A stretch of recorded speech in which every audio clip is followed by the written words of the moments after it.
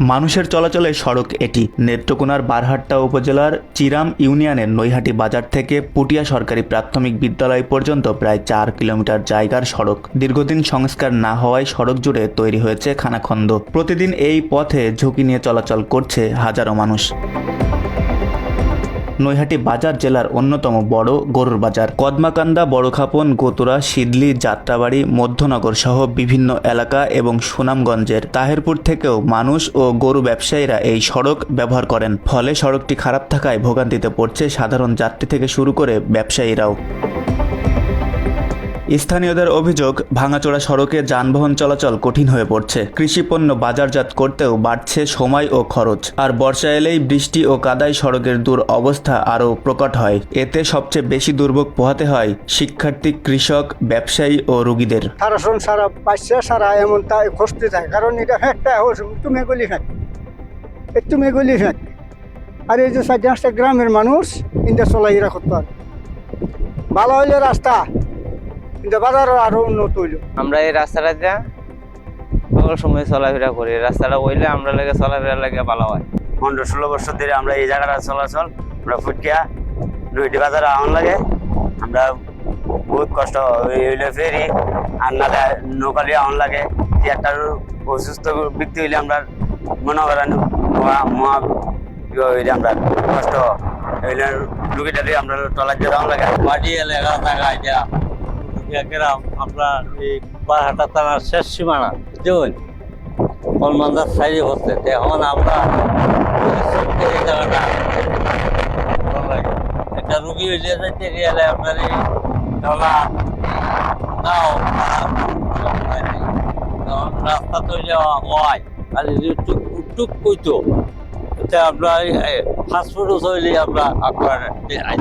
স্থানীয়দের ভাষ্য, একটি সড়ক দিয়ে প্রতিদিন বিপুল সংখ্যক মানুষ ও পণ্য পরিবহন হলেও দীর্ঘদিনের স্থায়ী সমাধান হয়নি। এতে নৈহাটি বাজারের সঙ্গে আশেপাশের এলাকার যোগাযোগ ব্যাহত হচ্ছে। দ্রুত সড়কটি পাকা করা হলে কমবে জনদুর্ভোগ, বাড়বে ব্যবসা বাণিজ্যের গতি। আমাদের বৃহত্তর একটা গরুর হাট, মানুষ তো চলাচলের দূরের কথা, গরুর বছর আসবে কি করে? এটা আমরা এই যে বিগত দিনে আমাদের মাননীয় সংসদ সদস্য ওনার দৃষ্টিগোচরে আমরা বারবার দিয়েছি। আমরা এখনও বলতেছি, মাননীয় সংসদ সদস্যের দৃষ্টি আকর্ষণ করতেছি। স্থানীয় যে অনুমোদক সাহেব আছেন, আমরা অতীব জরুরি এই রাস্তাটা আমাদের খুব প্রয়োজন। এত বড় একটা গরুর হাট, এখানে রাজস্ব আয় হইতেছে গরুর হাট থেকে। গরুর হাটেরও বেহাল দশা। একটা শিক্ষা প্রতিষ্ঠান, একটা হাই স্কুল, মাদ্রাসা, অনেক কিছু প্রতিষ্ঠান নৈহাটি বাজারে গড়ে উঠছে। খোলাবানো আসতে পারে না, মানুষ চলাচল একটা বিশাল বিঘ্ন হয়ে গেছে।